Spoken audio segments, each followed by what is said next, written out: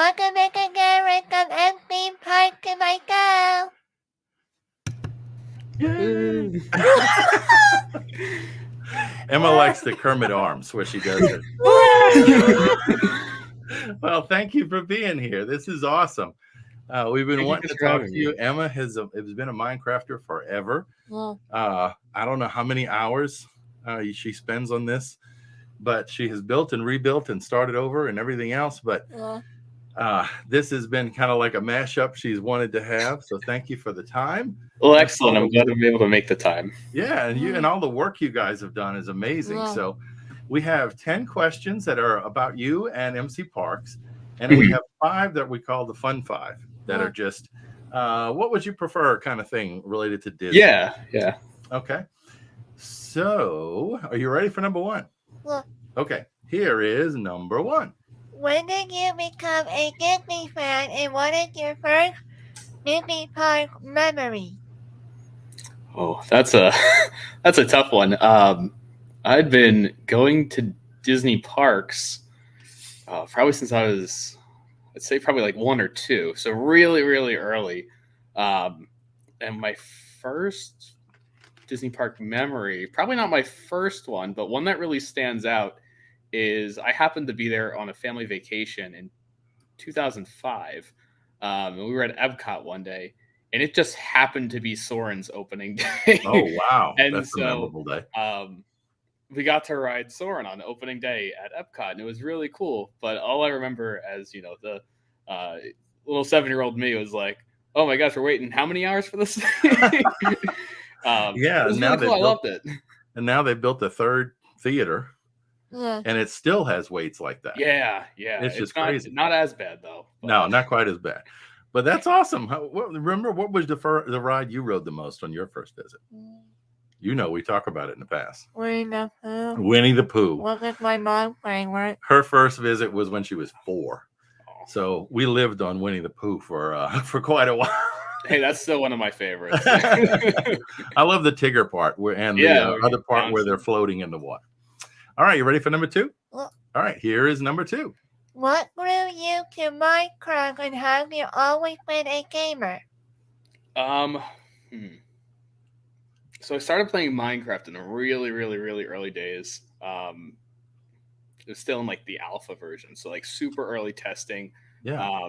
And I really enjoyed the creative outlet aspect of it. Like anybody from any walk of life had this even playing field. The limit was your imagination and what you wanted to do. And so that was kind of what drew me to Minecraft. With the way MC Parks is, I always say that I don't play Minecraft, I play MC Parks, just because it's so so out of the realm of like normal Minecraft. Like there's no real game mode to it. And then outside of that, I always to play like an actual video game. I usually have like a rotating list of current games I'll play. Okay. Emma, what else do you play besides Minecraft? Minecraft Dungeons. Minecraft Dungeons. Excellent option. We could turn 2 years old today. Turned 2 years old today? Yes, I saw that. And one of Emma did a little quick video last year on the anniversary of Minecraft on its 12th birthday, right? And it got like 800 views. And that was the best video she had. That was just kind of like a little throwaway, hey, happy birthday, Mojang and all that kind of stuff. So she remembers the dates, that's for sure. I love that. All right. Thank you. Number 3, here you go. How did MC Park get started, and what was the first part that you built? Oh gosh, so this is about a decade or so now. Way back in the day, there were a couple like little like pop-up projects people were doing. Some people were like building parks in like single player. Other people had some server projects. And so like I had like been bouncing around helping people. And I eventually decided that like, why don't I just do this on my own? Right? Like instead of, having disagreements over ways that like other people were running their thing, I was like, why don't I just start my own thing? And so that was how that came to be. And I started with a few friends on Magic Kingdom. Okay. But the park I really wanted to build and started very shortly after starting Magic Kingdom was Epcot. Yeah. That had to be pretty cool. That's a big space too. Yeah. So when you're building 1-to-1 like you guys do, that's a lot. Yeah. You know, we're over 9 years in and we still haven't finished Walt Disney World. Yeah, that's amazing. It's this massive running joke that, you know, like we'll never shut down the server because we haven't finished any of our goals. Right? You know, we have all 20 resorts in some state of completion, but that's amazing. None of them are fully done. No, but that's amazing. I mean, it made me think automatically of Walt, right? Walt said Disneyland will never be completed.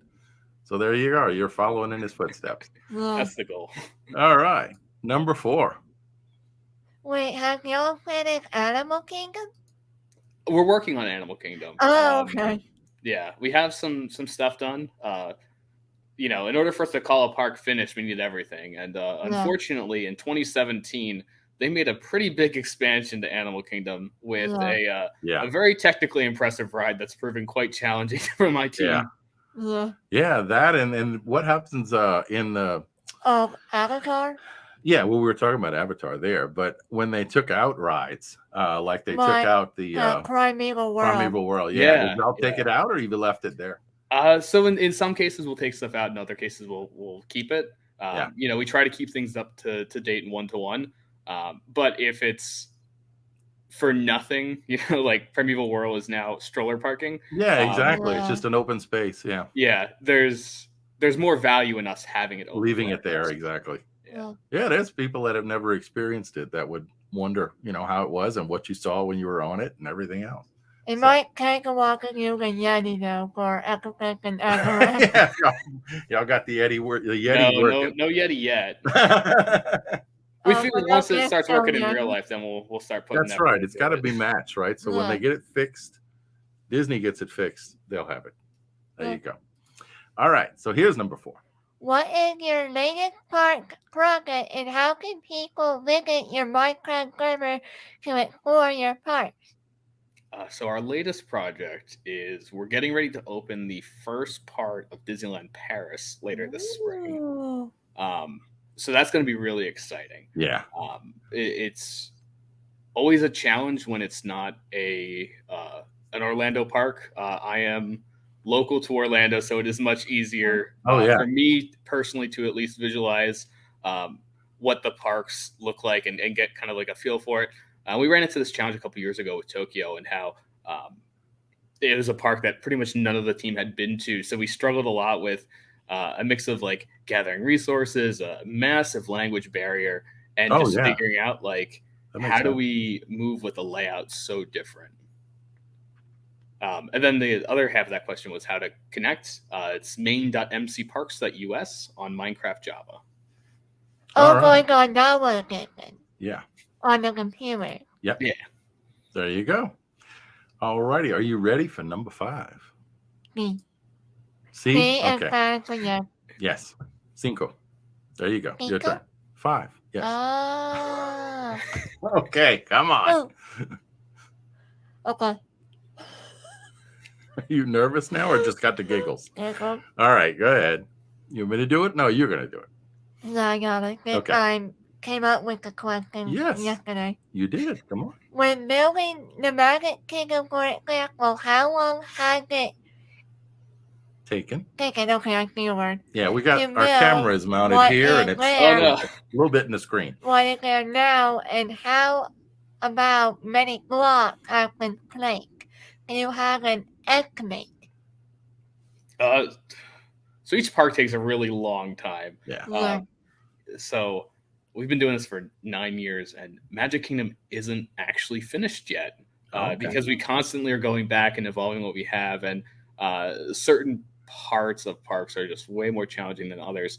I would say if we did full start to finish, focused 100% of our effort on a park, we could probably do it in about a year. But we like getting distracted. The entire team's volunteered. So, you know, having other little side projects like, you know, starting at Disneyland or Knott's Berry Farm or Universal allows us to allows us to keep burnout from being as prevalent. Yeah, As it's a new challenge, and somebody may have more interest in one than the other. Yeah.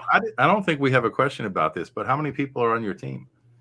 It's 150 volunteers right now. Wow. That's pretty so amazing. clearly it went up then on your actual website then.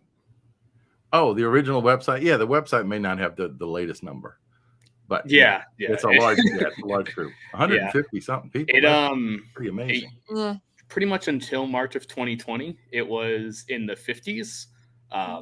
And then a lot of people were home starting in March of 2020. And Disney parks around the world were closed. And suddenly, like, this little niche project that I ran had this massive impact and gap to fill. And so we very quickly had to ramp up as we were seeing thousands of new players each day. Just, from the perspective of all the logistics, I mean, how do you schedule people? That had to be like crazy going from where you were to, okay, now we got to coordinate all this. Yeah. So we have round the clock moderation of chat. We have automated chat filters and stuff. But in addition to that, the volunteers that help us out, they're just here on their own time. And a lot of people, because we have coverage in 18 time zones, I believe. Wow. Yeah. Only 24, so they've got 18 out of 24. Yeah. I mean, it's 5 or 6 continents we have coverage. Yeah, that's crazy. It's really nice that we don't need to tell people what times to come on, that we just have really great round-the-clock support from our team, that somebody is just always on. That's awesome. It was amazing for me. In the early days of everybody being home, it was quite the challenge. Myself and the other leaders on the team, we would wake up every morning, hop in a Discord call, and be like, "Okay, time to start working at the MC Parks Fire Department today," because it was just putting out fires and figuring out how to scale very quickly. Yeah. Wait, so that's like a mini game? No, he's using that as an example, like putting out fires, dealing with all the people. There's and all sorts of chaos. Okay, I got you. Yeah, it's just like an analogy, right? It's like a fire. You got it. As far as like the number of blocks, it's north of a couple million, I'd say. I was thinking it had to be in the millions. Had to be in the millions. That's pretty good. And Emma has the patience. I've never seen patience when it comes to using Minecraft, because she'll rebuild things. She takes it down just for the heck of it and rebuilds it. She had a house. Sounds like my team. She had a house style that she built for years. It was tall. What was it called? Oh, well, it was tall. Yes, it was tall. And it had a lot of cats in it, if you can imagine. Emma's a cat fan. Yes, I'm a cat fan for that, boy. All right, here's number 6.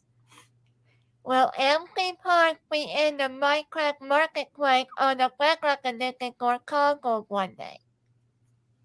So that's a little bit of a tricky one. We are working on Bedrock support, so that is something on our mind. We have a couple other projects that take sort of precedent over that. We want to make sure that as we work on expanding into new markets, we're keeping track of our current player base. We want to make sure that the people that do play on MC Parks currently are able to continue having a good experience. And so we're trying to do it in a really smart way. We are working with some organizations, specifically Give Kids the World, in making sure that when we're doing a one-to-one recreation of the village in Minecraft. Oh wow! And we're bringing it to them to have in their STEM lab that they're building, with a giant, really cool parabolic screen gaming space with Xbox adaptive controllers. Really unique space. But we want to make sure that like features we promise to them are more finished before we start moving into like new spaces like Bedrock. Yeah, that makes sense. Gotcha. Emma interviewed someone from Give Kids the World last year. His name is Mr. Omar. Yeah, Omar. Omar. I work with Omar. Yeah, really? Yeah. She interviewed Emma. She interviewed Omar. But we had no idea how big it was, and what the history was. It's a great organization. I mean, it's amazing what they do. And we picked up a couple of collectible items from their auction last year from the Diz family reunion Yeah. So yeah, it's a great. I pulled your arm because we got to stay on topic. Yes, Emma's I going to know go and that. pull her stuff to show you. We'll do that later. All right. So you ready for number 7? Oh, speaking of the No, we're not. speaking of the market crash, have you heard of a Mike? Sorry, now we'll come quickly. Is it about the question that I have right here? No, not the MVPEDL.com, the other question, number 5. Okay. Well, why don't you do this one? Is that okay? Okay, go ahead. Are you thinking of putting out add-ons and maps of your work on MVPEDL.com with a no-ad Minecraft publication download? That's the Minecraft Pocket Edition downloads. Yeah. So we're currently not in the Pocket Edition space. We've done some experimenting just because of similar features with Bedrock and kind of moving into that space. We haven't done much because the server is very resource demanding, and if you play on it too long for your phone gets really hot. Yeah. And so we were in some tests we were running into issues where people's phones were overheating within 20 minutes. So, oh wow. Yeah.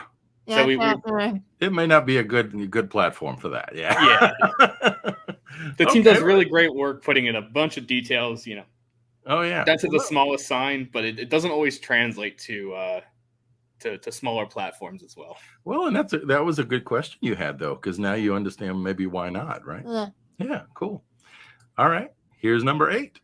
Have you done any Disney Park overlays on your Mac, like for Halloween or Christmas, when you add parade to your park? So yes, and working on it. So every year we do pretty big Halloween events because we have Universal Orlando. Yeah. The nighttime festivities there tend to be a pretty big thing. Trick or treating is also really popular, as well as Halloween fireworks. These overlays take many months to put together. In fact, in about 3 weeks, we're having our first Halloween planning meeting in June. So it really is like a around the clock operation of figuring out like what do we want to do this year for Halloween, and then halfway through the Halloween season, it's like, okay, now it's Christmas and the winter holidays. And then it feels like at the end of Christmas, we're taking everything down. We're taking all the wreaths off the Main Street buildings. And we're like, cool, so Halloween again next year. That's right. Well, Halloween has gotten to be such a big time for theme parks, and indeed beyond, but really at theme parks. I mean, our friends at Disney parks really enjoy pushing forward the first start of like the Halloween parties. Oh my gosh! Yeah, I think the first one this year is mid-August. So that's about right. Making not so scary Halloween party, correct? That's right. They're bringing it back. That and Boo Bash over at Disneyland. Oh yeah, goodness gracious, Boo! That would be cool. We're scheduled. I think we have tickets for, I don't remember what night, but for end of September, I think.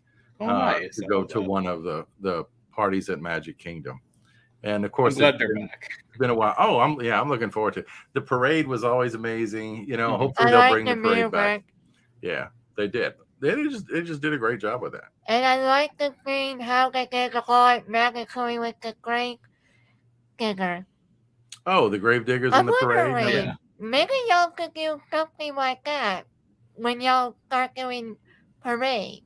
Y'all could add like some kind of command block when the parade coming around. A command block. Yeah, it adds like armor stand. It adds what now? Armor stand. It has like a shovel. Okay. And when they're doing the swing around thing on the ground, add some like particle sparks to it. Oh, particle sparks. Yeah. She knows 1,000 times more about Minecraft than I do. So yeah, hey, that's my language right there. Yeah, she knows all the stuff. So when the parks reopened in 2020, they switched out parades for cavalcades, and luckily as a parks fan, we've started moving away from those. But for my team, we really started investigating kind of like what our approach to that like moving entertainment like that. So things like parades and cavalcades. And we really viewed cavalcades as like our main entrance into that space, because whereas parades have a lot of characters, a lot of floats, there's music changes, there's all sorts of different things going on, and timing and synchronizing. And I'm asking this group of volunteers to become like audio and like mechanical engineering experts to put together this show. Cavalcades introduced a really cool opportunity for us to start testing that on a much smaller scale. And so we're not up to a point where we're comfortable being like, yeah, let's do full parades. We are working on things like smaller cavalcades, so like 1 or 2 floats. Yeah, well, see, that's a good idea though. It was a good time. They used to have the move it, shake it, celebrate it thing with like 3 or 4 parties. floats. Yeah, the dance party thing. They still have those floats actually. They've used some of them for the cavalcades. They used the one for Mickey's birthday actually. Yeah, that too. Emma got to dance on her birthday in the parade, just when they stopped in front of the castle. And she had a T-shirt that said, "Today is actually my birthday," because a lot of people go around their birthday. But we have some cool video of that on her channel. I love. All right, are you ready for number 9? That was great. I love that. I would love to see Disney parks from other parts of the world. Can fans request a project to be added to your bills? So there's no official way at the moment to get stuff added. We're constantly open to suggestions. A lot of our suggestions that we get are just like, build all the Disney parks, and we're like, okay, we're working on it. Eventually the goal is to have everything. That was a fun goal I set 9 years ago, unaware of like how much of a Herculean task that would be to go ahead and make. But we're always open to suggestions. Things like Universal started as a suggestion. We have Knott's Berry Farm that's being worked on right now, and that started out as a suggestion, and then Busch Gardens Tampa. So we've done suggestions for non-Disney parks, but as far as Disney parks go, the goal is all of them. You got them covered already in the plan. What about SeaWorld? SeaWorld? So SeaWorld's tricky. We used to have SeaWorld back in like 2014. And then there was a little bit of media backlash that was happening around SeaWorld. And while I support AZA accredited, locations, some of our community felt more strongly than that. And it just wasn't a project that was receiving a lot of work. So we made the decision to kind of pivot away and into other projects. That was actually what kind of started a revitalized version of Disneyland, which a lot of people say is the best park we have. So through that kind of gray area came a really cool silver lining. We also used to have Legoland too. That's cool. And kind of in like the same like sweeping motion, we were like, cool, let's get rid of everything that isn't as popular as we would like and isn't getting as much work as we would like. Well, it makes sense because it's efficient, and like you said, you keep people motivated. To want to continue to help. The goal is to find something they enjoy. All right, are you ready? What? There's one new theme park in Florida. There's a new theme park in Florida. What's it called? Peppa Pig. Oh, Peppa Pig. Peppa Pig theme park. I think the only that's in America I was right surprised now. how much media attention it got on the Disney vloggers. I mean, they were it's for. I call it the theme park that could, right? It is a small plot of land in the parking lot of Legoland, and and it has a lot of charm. It's I haven't made it over there yet, but seeing pictures of it on Twitter and like videos and stuff on YouTube, it seems like it fills a spot where maybe like some more Peppa Pig oriented entertainment was needed. I mean the preschoolers and that kind of thing, I guess. It seems like, and I don't know if it's changed since I've seen the original opening videos and all online, because we've seen it all on YouTube. We hadn't been there. It seemed like the biggest thing it lacked was shade.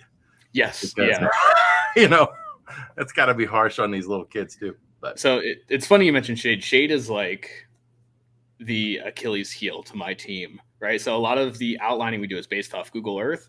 And so when there's giant trees everywhere and like shade structures in place. We have a really hard time finding all the resources we need to properly outline things in order to make it correct.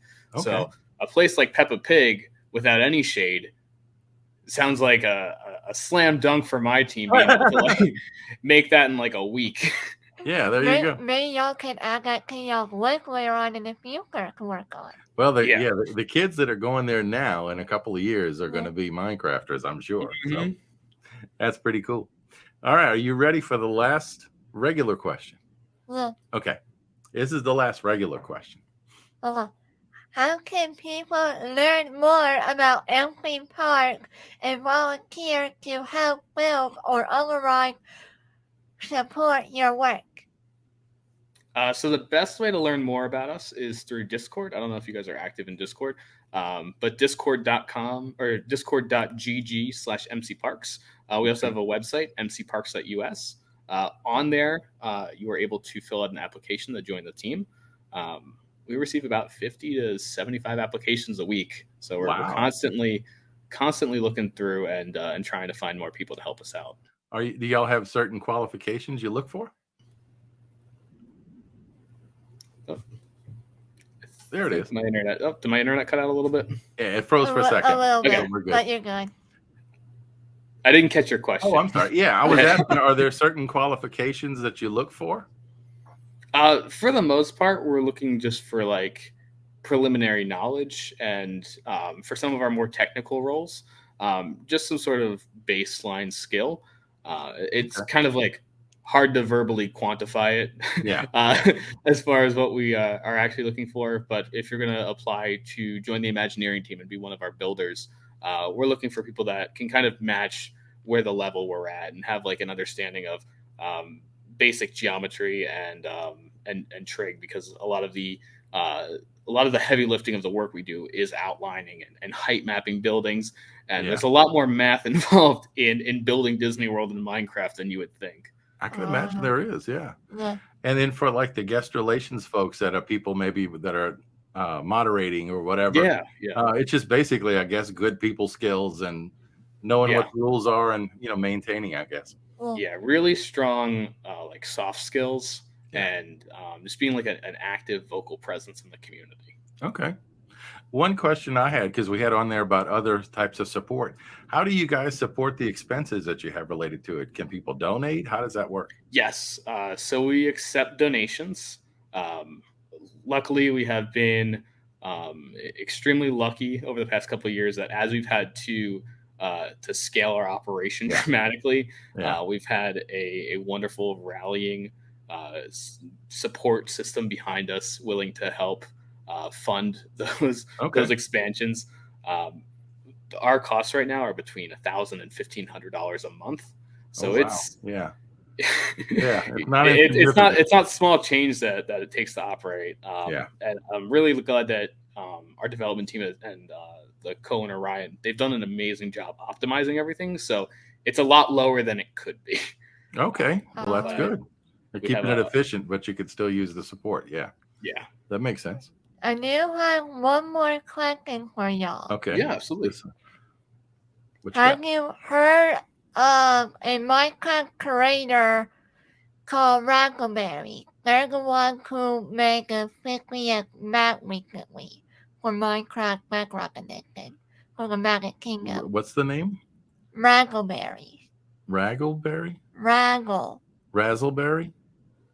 Okay. No, I don't know. So that's a creator that built the 50th map for Walt Disney World? Yeah. Well, think of the Magic Kingdom and just Magic Kingdom. Yeah.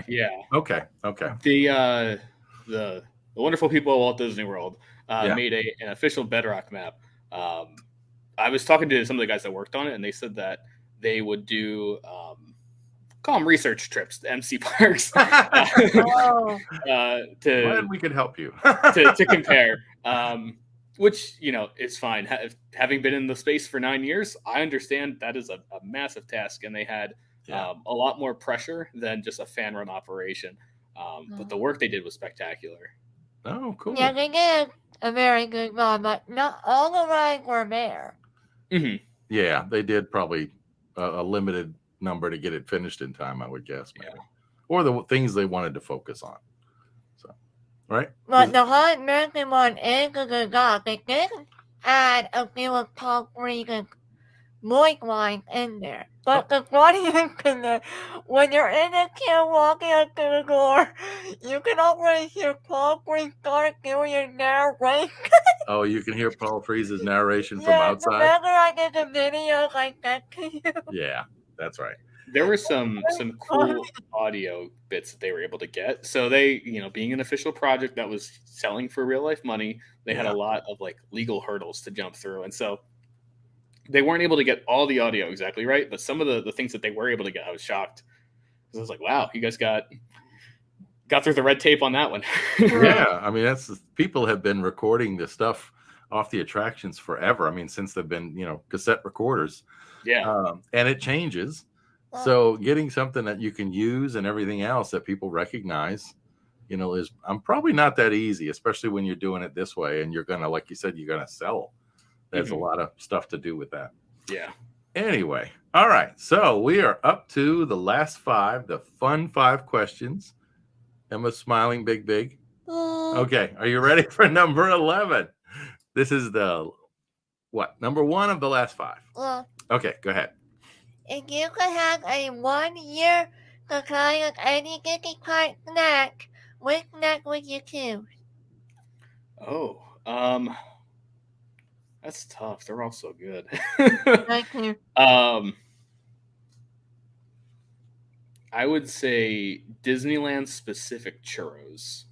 Oh. I don't know what the difference is, but there's a difference between Disney World and Disneyland churros, and the Disneyland ones are much better. Oh, there you go. Yeah. I think they're homemade, right?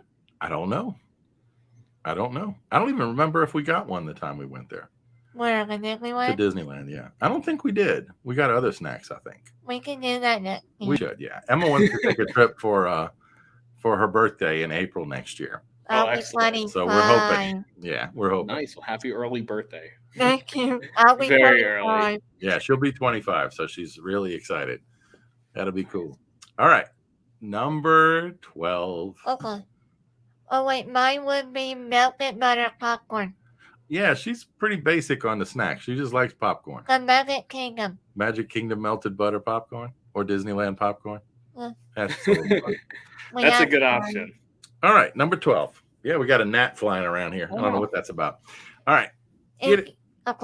If you could work in any Disney Park hotel or resort, especially the recent one. Okay. Like about the Marvel Hotel and the Galactic Star Cruiser at Galaxy Edge at Hollywood Studios. Right. For 1 year, which hotel or resort would you choose? Wait, 1? That's tough. Wow, that's really tough. I used to be front desk at the Polynesian Village Resort, and so I feel like I live there. Yeah, that's pretty cool. But probably, I love Port Orleans Riverside. So I would say maybe Port Orleans Riverside. That'd be cool. You have a lot of space. My mom would agree with you because me and my dad are both from Louisiana. Yeah, we grew up in New Orleans, so I'm French Quarter too. Tennessee. Yeah, Emma was born in Tennessee. Oh, that reminds me. Maybe y'all could also ask her what about Silver Dollar City. Silver Dollar City? Yeah. We've thought about it. And Dollywood? We've thought about Dollywood too. Dollywood has made it like far in conversation before. Silver Dollar City, though, in Missouri is a lot of trees, so that one would be hard to use, I guess, from the Google side. That's the discussion. Yeah. All righty, here's number 13.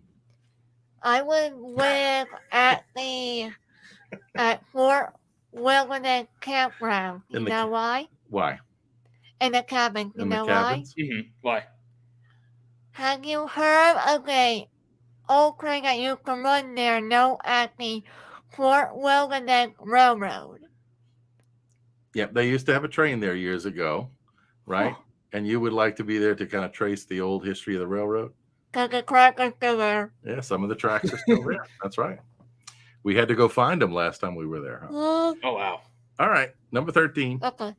If you could build any Disney park across an Orco in your backyard today, could we current, past, or extinct? Current, Wait. past, or extinct. Okay. Which Disney park across an Orco would you choose? Ooh. I'm sure a lot of people say like the newest thing or like like something like Rise of the Resistance. So I don't want to go that route. Yeah. Right. Living with the Land.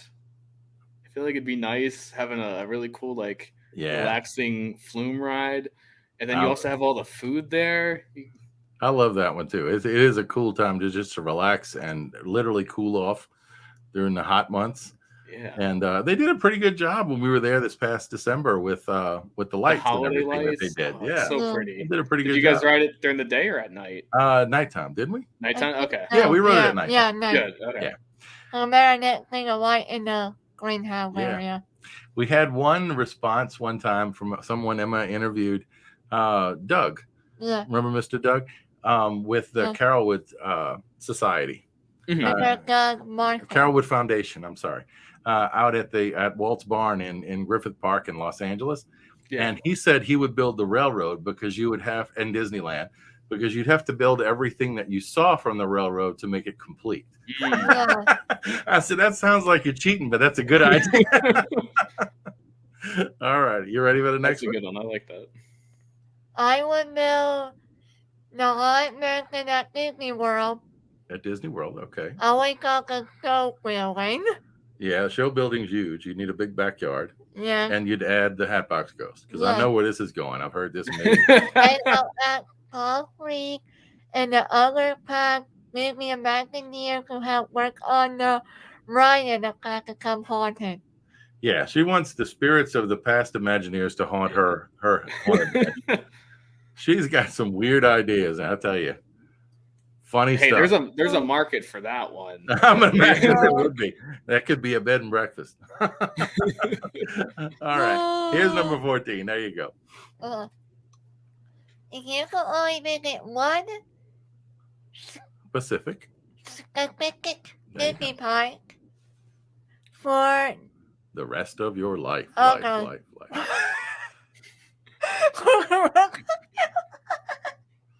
I'm sorry, I'm laughing. Okay. That was not being funny. Yep. Go ahead. Yeah, you were Steve. Yeah, she wanted to show Steve here. Oh, I love that. That's great. Steve is a frequent visitor around the house. All right. What Disney park would you go? Alrighty. So you can only go to one Disney park. Is that? Mm-hmm. You can go as many times as you want, but only one. Oh.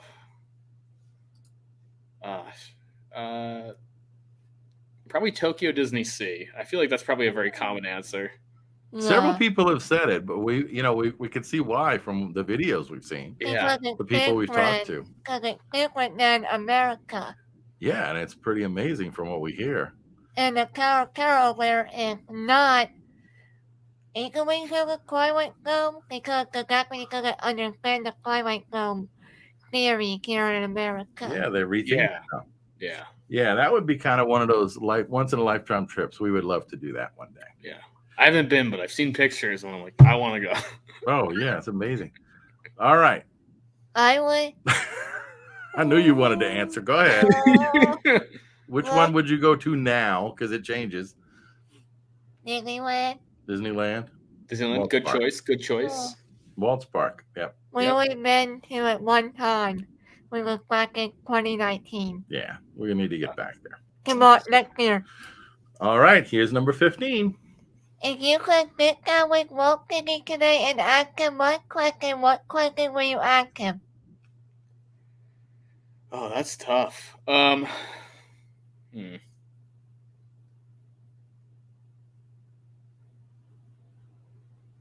ask him if he wants to play Minecraft.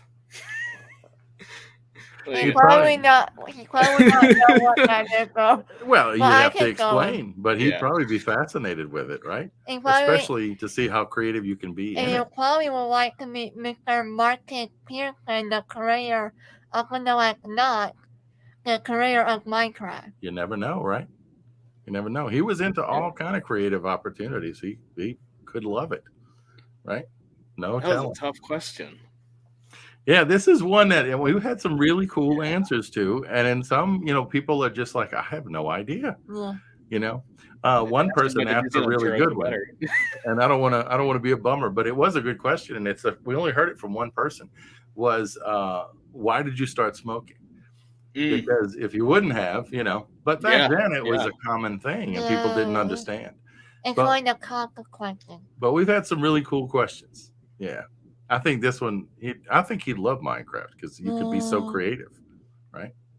You might not get him up and moving around. He might be in there forever playing.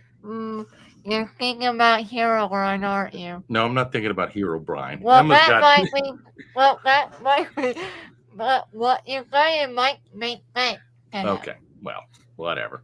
There is a really cool movie that Ron Schneider, the original Dreamfinder, was in, and it's what was it called? The Further Adventures of Walt's Frozen Head. Have you seen it? Yes. Oh, it is such a cool movie. I had no idea what to expect. I backed it on Kickstarter. Oh, did you really? Yeah. That's cool. The Orlando premiere of it. They actually mentioned that they went on MC Parks to map out. So this is a segment of that film takes place at SeaWorld. Yeah. And a bunch of other stuff takes place at Disney World. And so the way that they were doing the filming, they didn't really have multiple takes, and they just had to do it in like one shot. And they're in the middle of a theme park, so they had to pre-block it ahead of time and figure out kind of like where things were going to be and what the movements were going to be. And so they're like, they were doing a Q&A after the premiere, and somebody said, like, how did you set up your shots? And they were like, oh, we went on this Minecraft server that has Disney World and SeaWorld, and that was how we scored it. Pretty cool. And I'm just sitting in the audience like, sounds like a neat place.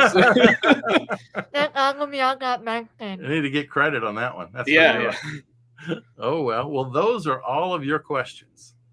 So do you have any more? Because after that, you need to say thank you to Darren and tell him good night. Okay, Naomi. How about one more question? No. Because we've taken up a good bit of his time already. So. Oh, yeah, because we got 42. Okay, we'll go ahead and ask. The thing I would like to visit to the rest of my life would be Animal Kingdom. You would pick Animal Kingdom as the only park? Yeah, because I'm moving 12 days older than it, right? Yeah, but why would you pick that one to go to forever? Because it's the same age as you, but not because of what's inside of it. No. But if Disney going up on Avatar and built Beasley Kingdom instead. Yeah, she would love to have seen him build Beasley Kingdom. Yeah, that would have been cool. You can but hey, we got Camp Mini Mickey instead, which is like exactly. There's all the little paths to meet the characters, and then the Lion King show. Yep. When she was little, she got to be in the Lion King show a few times at the end with the dancing. Oh, that's great. But they actually moved the show to Harambe. Well, right, he knows. Yeah. He lives in Orlando. Oh, hello. All right. She's just too excited. Well, how about saying thank you to Mr. Darren? Thank you, Mr. Darren, for coming on my show. Yeah, gladly. Thank you guys for having me. I appreciate being able to stop by and chat with you guys.